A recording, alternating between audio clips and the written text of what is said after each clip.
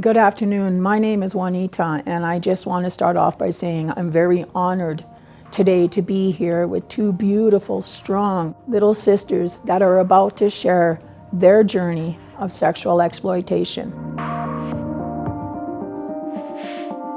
How young were you when you first started? I think it initially started when I was 16. What was happening? When my group home was super high risk, like you get inside and you have to empty your purse, like your pockets, like feeling like I was always bad. And so when you were in these group homes, did you have any staff that you could have connected to? No, it makes it impossible to have a connection with somebody when you're dissecting somebody. I always felt like I didn't have any worth. Yeah, and little sister, how was it for you at first at home? I immigrated here. I was living with my mom and my two other siblings, but my mom's relationship towards me changed Yeah, when I pushed her boyfriend away that was physically abusing me. It felt like I no longer had a mom. both of you were in a place of not getting what you need to survive, what you need to live. Like, and I mean by that by food, love, a warm and comforting, safe place. You did not have those.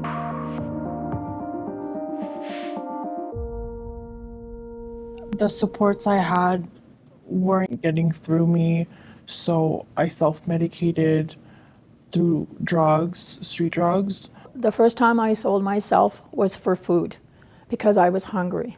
So I would like to know, what was the situation that got you caught up in sexual exploitation? For me, it was needing somewhere to stay because of what was going on at home. Doing things in return for the things I needed felt like an obligation. In order to survive, I would exchange sex to get shelter, food, rides, drugs. Thank you for sharing that. Little sister, about you? When I was 14, I started selling drugs for this guy, and it got robbed from me. I truly felt like I owed him sex, and that at the time I thought like I came to that decision like myself truly, but like there was more factors than that involved, I guess. Like I was impressionable. You were young. You both were young, and you need to remember that there is always somebody stronger and bigger than you. My dad was a pimp. My grandmother was running a cat house upstairs. So selling my body, I was told when I was a little girl that I will never need for anything because I was taught to sell myself before I learned to love myself.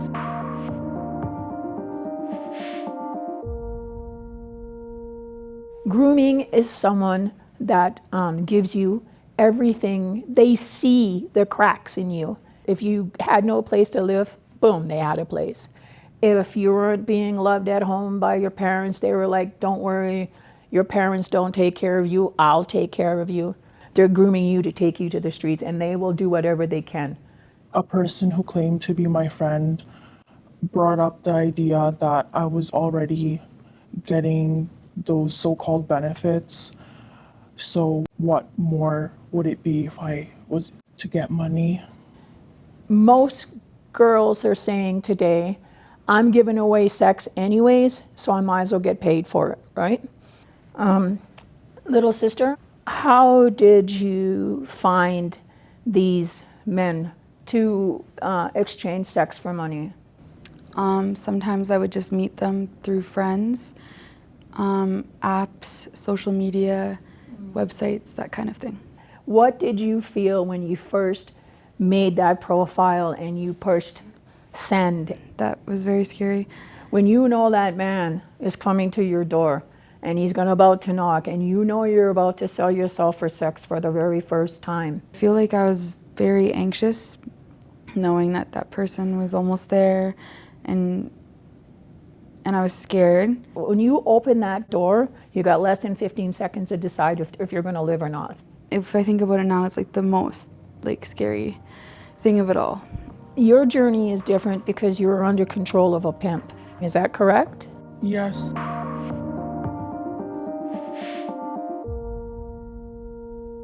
How did they describe what you would be doing? What they basically said was, your job is to keep these men company, but I knew what it meant. My exploiters made it seem like what I was doing would mean I would benefit something. Would it be some of the promises like we'll take you shopping or Yeah, or you'll finally have enough money to go to school for whatever it is you decide to do, or you'll get your own apartment and your family will be so proud of you. as for you, little sister? They told me like they were super rich and like I could live in their house and have anything I wanted. I just had to like listen to them, and then, like that threw me off itself. Yeah, they make you feel like your family and they love you and they'll take care of you and no one treats you any better. But But meanwhile, it's just manipulation and control. Like when you're vulnerable, you don't get to see those red flags. There were times where if I didn't make a certain amount of money, I couldn't eat. how much of it were you allowed to keep? If I made $100, I'd be able to keep like 20, and that was for my shampoo, a slice of pizza, and a chance to shower. Very basic life. Yeah, When a man came to purchase sex with you and you didn't like that client, were you able to just walk away and say, no, I don't want to see him? I had no choice because I was scared something bad would happen to me physically. So you were doing it out of fear. Yeah. Did they ever ask if you were okay when you came back? No, they would just take the money and give me something to get high off of. That is a form of control, and they're controlling you through drugs. They're keeping you high for a reason.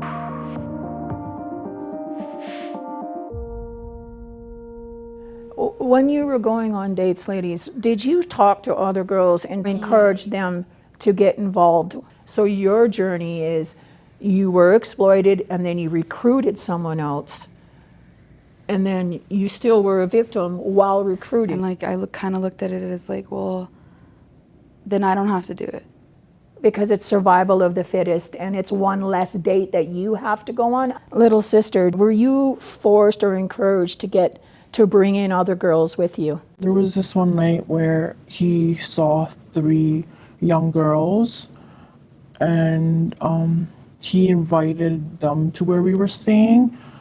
And I knew his plan. What I did was push those girls away because I didn't want them to live a single day of what really happens. I love that. That's interesting. That did not benefit me because my exploiter would then lock me in a bathroom with him and ended up beating me. He was probably angry because you were pushing away money. Yeah, I'm so sorry to hear about what you had to go through. For me, I suffered 7 attempted murders, and I would run to the top of the hill with my teeth broken out. I got shot in the leg, and I'd run to the top of the hill and go to my dope dealers, get high. I'd wrap my leg up, and then I'd go right back onto the street. I would just remember like thinking like, okay, well, I'll just make enough money to like buy a gun and shoot myself. I ended up like my subconscious like probably wanted me to do something drastic to go to jail. Saved myself from myself in a way. I was offered support when I was your age, and I wouldn't take it because I thought I was unworthy.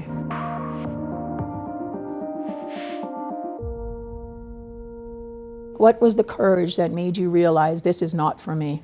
I just felt my body was done. I couldn't recognize myself anymore.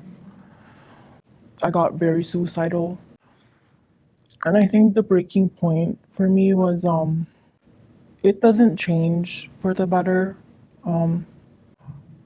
But the thing that really helped me get out of it was understanding that I wasn't in trouble, but I was in danger.